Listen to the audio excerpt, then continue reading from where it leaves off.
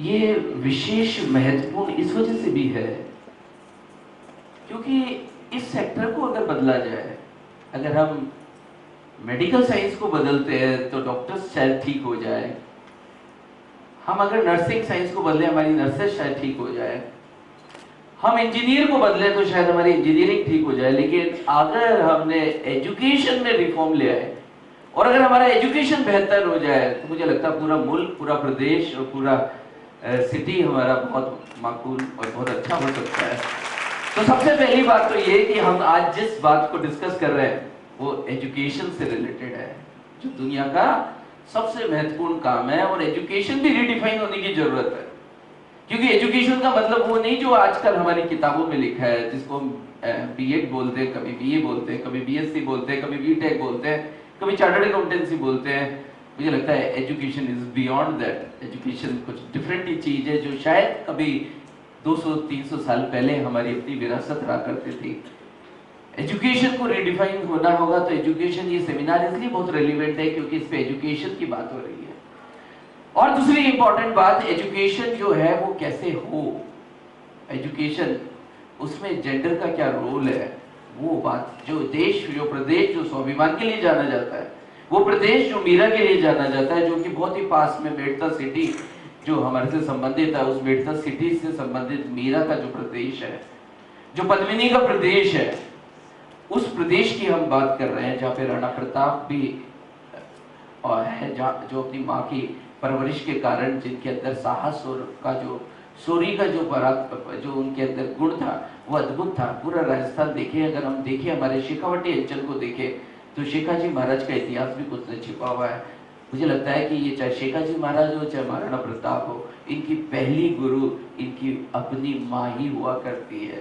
हम क्यों भूल रहे हैं, हम क्यों जेंडर की बात कर रहे हैं? क्योंकि माँ हम सब लोगों की पहली गुरु है जो हमें पढ़ना, लिखना, चलना फिरना, बात करना, तहजीब सिखाती है। तो मुझे तो ऐसा लगता है कि जेंडर इक्वलिटी की बात होनी नहीं चाहिए, क्योंकि विमेन तो स्वाभाविक रूप से टीचर ही है।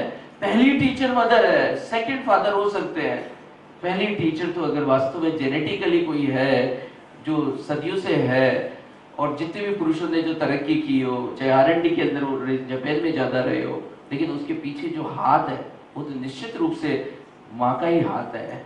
इसलिए जेंडर इक्वलिटी की नहीं, बल्कि मुझे लगता है कि हमारे को बहुत काम करने की जरूरत है विमेन एजुकेशन के डायरेक्शन में।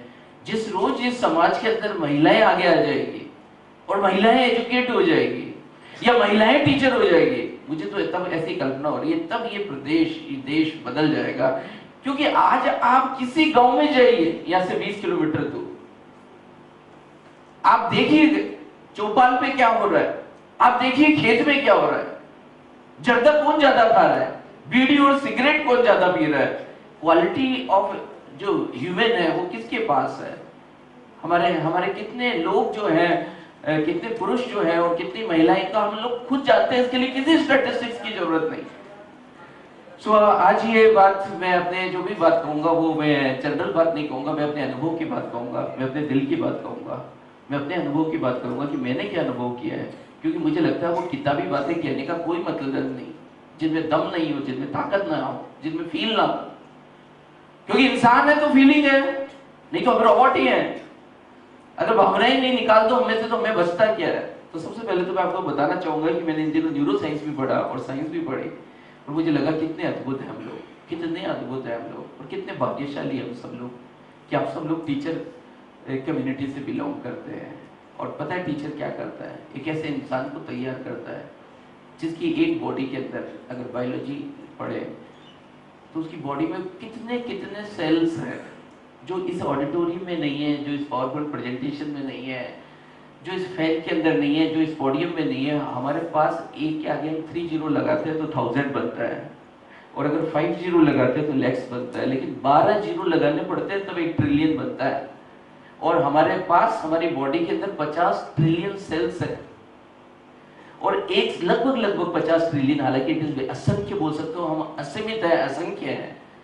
और इन 50 ट्रिलियन सेल में भी अगर एक सेल का इनोग्रेशन किया जाए तो उसमें 20 ट्रिलियन डीएनए होते हैं फर्दर, और एक एक डीएनए से साइंस कहती है हम हजारों इंसान तैयार कर सकते हैं। और एक एक इंसान के पास दुनिया की सबसे खूबसूरत चीज है जो कि ब्रेन है, जो सुपर कंप्यूटर से भी ज्यादा पावरफुल है।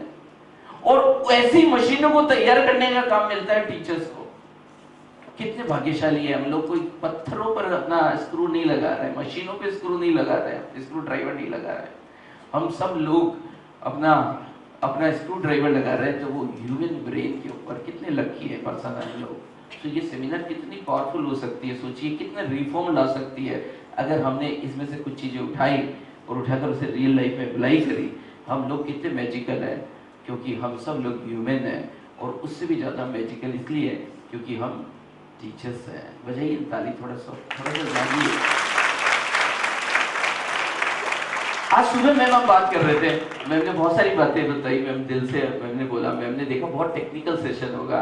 टीचिंग कभी मैम मुझे नहीं लगा ये ब्रेन से होती है या पावरपॉइंट से होती है। माँ जब प्यार से बोलती है ना मैम, बच्चा वैसे ही हिल जाता है। पिताजी बहुत लॉजिक से बात करते हैं। पिताजी बोलते हैं, बेटा तेरी पता है कितनी पढ़ाई पे खर्च किया, तेरी फीस कितनी भरी, तेरे लिए कितना लोन लिया मैंने। और लड़का अंदर से बोलता है, कुछ बहादुर हो जाते हैं तो वैसे भी बोल देते हैं, तो क्या किया। और उसी समय माँ जब उसका कान पकड़ेगी और उसे बोलेगी क्या बोला, तब समझ में आ जाता है उसको। ये फीलिंग और फीलिंग ही हमारी हीलिंग पावर है। यही टीचिंग है।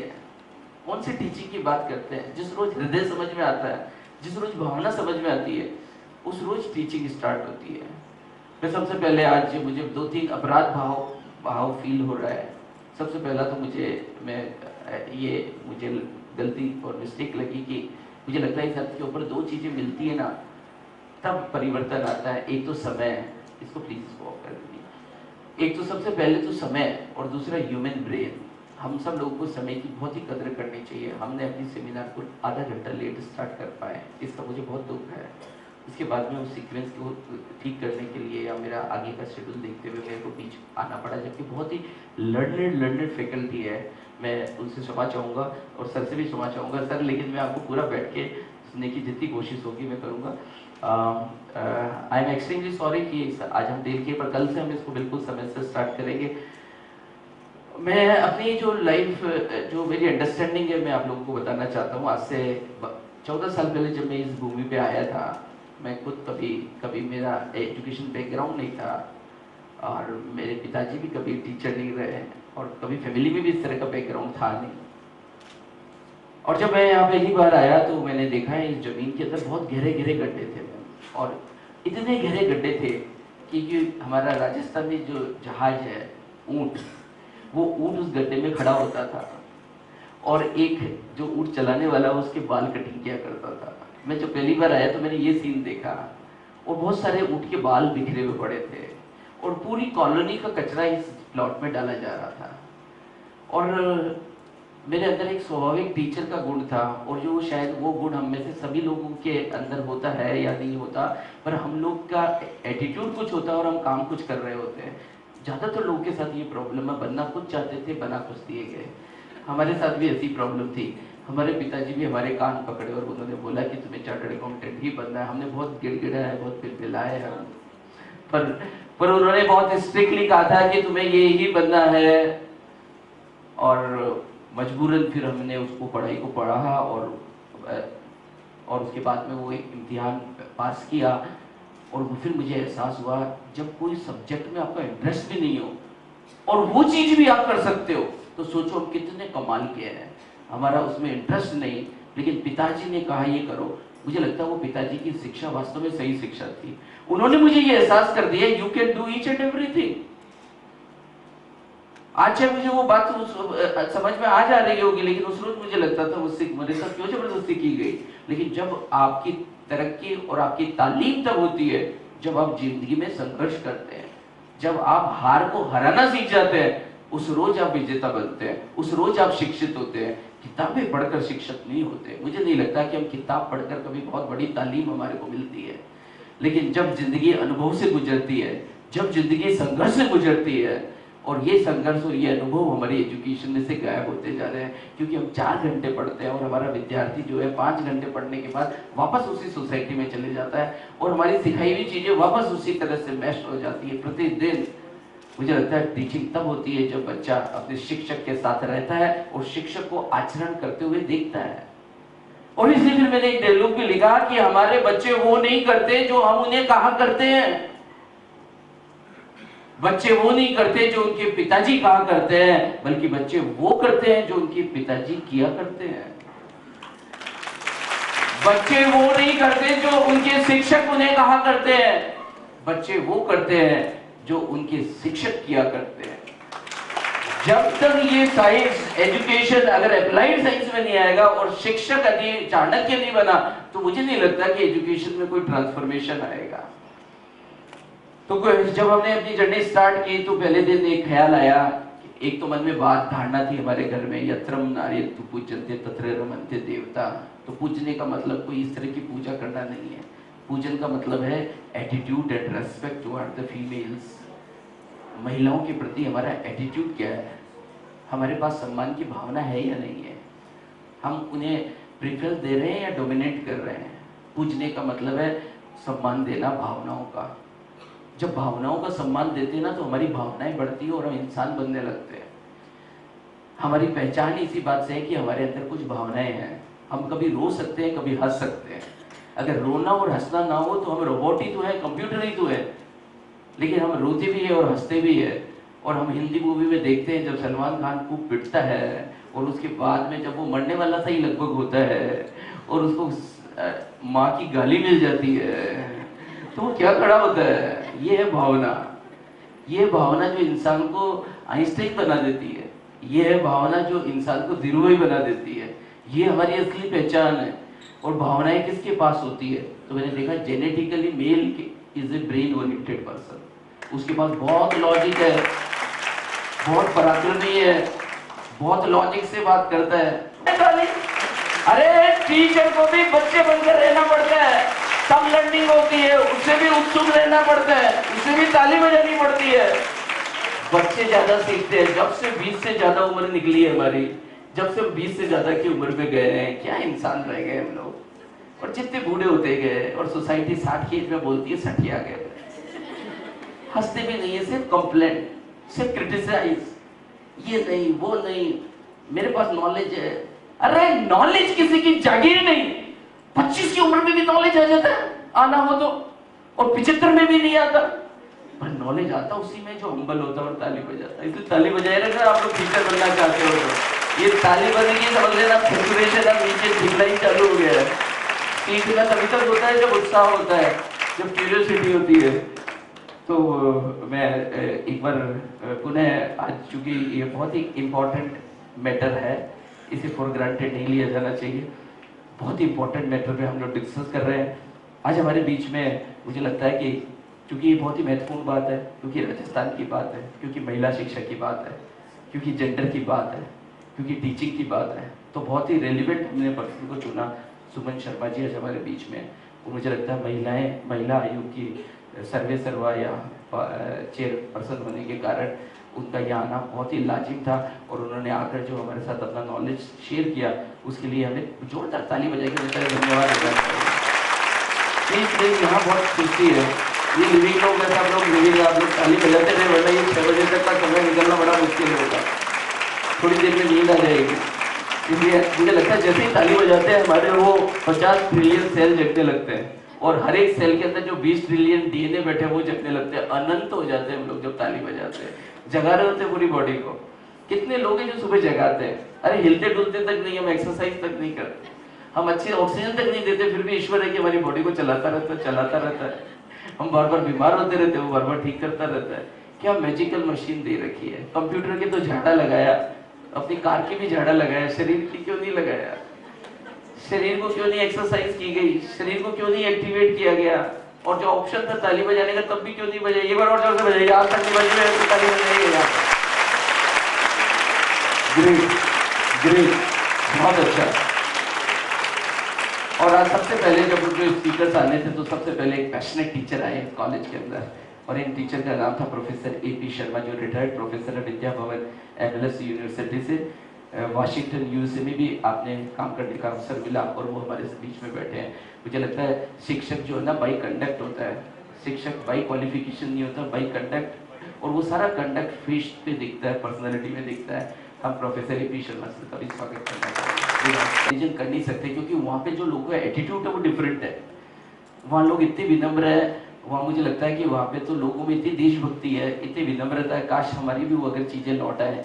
पर मुझे लगता है हम अगर इस मामले में अगर कंपेरिजन करना चाहते हैं तो अदर कंट्री से कर सकते हैं, but Japan is a very different country.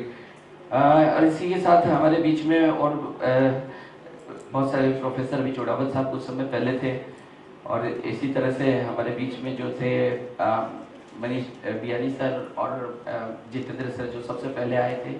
मैं सभी शिक्षकों का सम्मान करना चाहूँगा और मुझे पूरा विश्वास है कि ये जो सेमिनार है ये बहुत कुछ अच्छे रिजल्ट्स लेकर आएगा। मैं अपनी जर्नी जो मैंने बताया था, हमने सबसे पहले मैंने एक विजनरी मूवी बनाई। मुझे लगता है आज की लड़की के अंदर हमारे को कल्पना चावला जो है उसका बहुत ही अहम रोल है। कल्पना चावला पे हमने एक मूवी बनाई।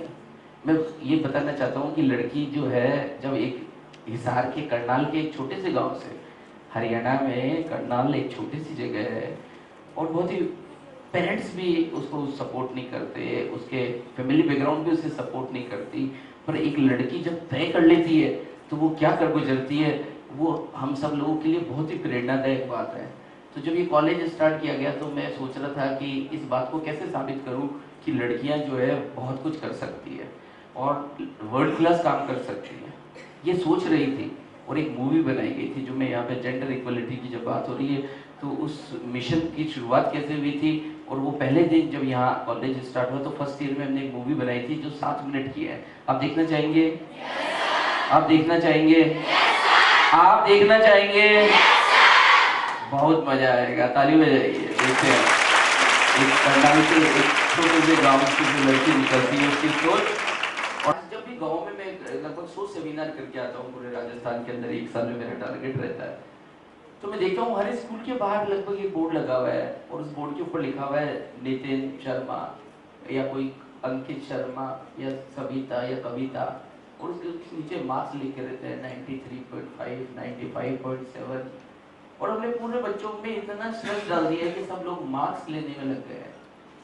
कल्पना चावला एक लिविंग एग्जाम्पल जो सिर्फ सामान्यतः फर्स्ट डिवीजन नंबर आते थे, कोई बहुत ब्रिलियंट नहीं थी, पर वो थी जिसने अपने आप को पहचान लिया, जिसने अपने निर्णय लेने सीख लिए, जिसने अपनी पर्सनालिटी को डेवलप कर लिया।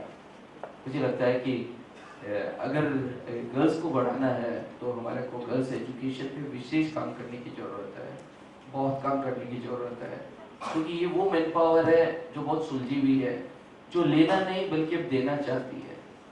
माँ को तब मजा आता है जब वो घर में सबको खाना खिला देती है और उसके बाद खाना खाने में उसे आनंद और मजा आता है। मुझे लगता है कि जेनेटिकली जो लेडीज है वो सर्व करने के लिए है, इसलिए जो पर्सन सर्व करने के लिए हो वो अगर टीचिंग में हो, एजुकेशन में हो, तो सोसाइटी बहुत फ्लरिश कर सकती है, बहुत बेहतर हो सकती है। कुछ ऐसे साइंटिफिक, चूंकि प्रोग्राम है और क्वालिटी एजुकेशन की बात है तो मुझे कुछ बात अपने लॉजिक से भी समझानी थी। मैं एक डायलॉग जो अक्सर बोला करता हूँ जो बहुत ही रेलिवेंट है, आप सुनना चाहेंगे? एक डायलॉग जो मुझे मेरे अंदर से एक टीस निकलती है, मन से एक इच्छा होती है कि इस बात को बहुत प्रभावशाली तरीके से बोले, तो मैंने एक डायलॉग जो मुझे बहुत पसंद आता है और मैं उसको बोलने की कोशिश करता हूँ। और ये बहुत इम्पोर्टेंट भी है हम सब लोगों के लिए, क्योंकि हम सब लोग आगे आने वाले टाइम के अंदर हमारे आसपास बेटियां रहने वाली है और ये बहुत ही इम्पोर्टेंट लाइन है। सुनेंगे आप सब लोग? अपनी बेटी को चांद जैसी ना बनाए। जरा ध्यान से सुनना, क्योंकि मैं चांद तारे बहुत समझ आते हैं और सारी कविताएं भी चांद तारों पे बहुत लिखी गई, हमें चांद बहुत आसानी समझ आया। अपनी बेटी को चांद जैसी ना बनाए कि लोग उसे घूर घूर के देखे, अरे उसे सूरज जैसा बनाओ ताकि देखने से पहले नजरें बार बार झुके, बार बार झुके। ऐसे पाउडर बनाना पड़ेगा। सूरज बनाने का मतलब ये नहीं है उसके अंदर विटामिन डी डालना है या सूरज की रोशनी डालना है। सूरज तेज ज्ञान का प्रतीक है, सूरज बुद्धिमत्ता का, ब्यूटी नहीं, इंटेलिजेंस भी बनाना, उसे डिपेंडेंट नहीं, उसे इंडिपेंडेंट भी बनाना है। उसकी शादी में खर्च करने के साथ साथ उसकी पढ़ाई पे पूरा ध्यान देना है। अगर हमारी जेंडर इक्वलिटी अगर बढ़ेगी और हम वास्तव में इस डायरेक्शन में अगर हम आगे बढ़ेंगे तो हमारी एजुकेशन बहुत बेहतर हो पाएगी।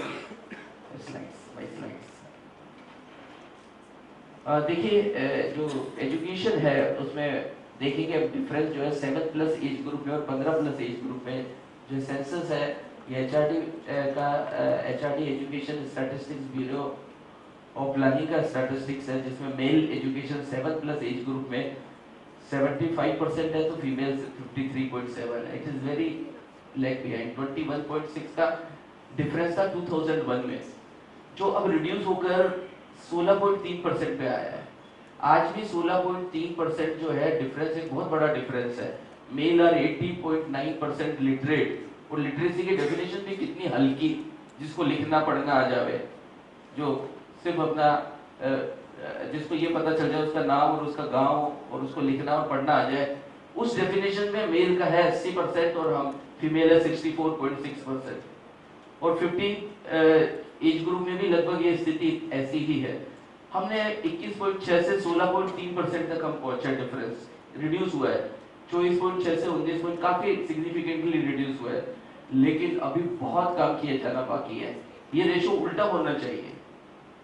फीमेल जो है ज्यादा एजुकेटेड होनी चाहिए सोसाइटी के अंदर, क्योंकि फीमेल का, मैंने कहा फीमेल का एजुकेट होने का मतलब इंडिविजुअल का एजुकेट होना नहीं है।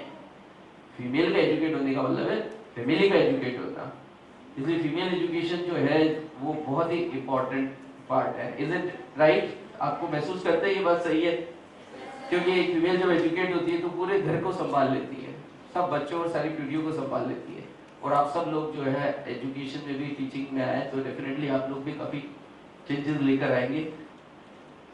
Y female teachers are more preferred than male teachers? वो ज्यादा उचित क्यों है उनको लड़कियों को पढ़ाना, लड़कियों द्वारा पढ़ाई किया जाना क्यों ज्यादा इंपॉर्टेंट है? ये वैदिक समय से मैंने जब स्टडी किया कि उस समय कौन कौन थी, गार्गी थी, हमारे गार्गी जो वो भी जो टीचिंग के अंदर हमने देखा वेदों की ऋचाओं को लिखने में महिलाओं का बहुत बड़ा योगदान है। सबसे पहली बात तो है कि एप्टीट्यूड एटीट्यूड ही स्वाभाविक रूप से ही उन्हीं में बना हुआ है। माँ हमेशा देना ही चाहती है। मुझे लगता है टीचर्स के अंदर हम पहले सामने वाले को देखते हैं। बच्चा, एक मैंने डायलॉग ये भी लिखा कि बच्चा इसलिए नहीं सीखता कि एक टीचर खड़ा होकर उसे सिखाता है। स्टूडेंट इसलिए नहीं सीखता कि एक टीचर होता है और वो खड़ा होकर सिखाता है।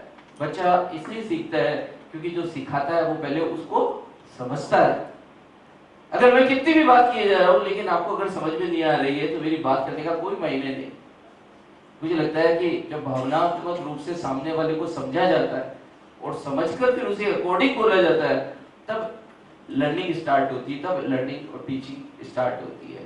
तो जो भावनात्मक रूप से, जो कि मैंने कहा था कि फीमेल्स जो है वो बहुत ज्यादा साइकोलॉजिकली, इमोशनली बहुत साउंड होती है और हम इमोशंस को ही डील कर रहे होते हैं। बच्चे भी इमोशंस ही है तो उनको इमोशन बहुत आसानी से ग्रैब करता है।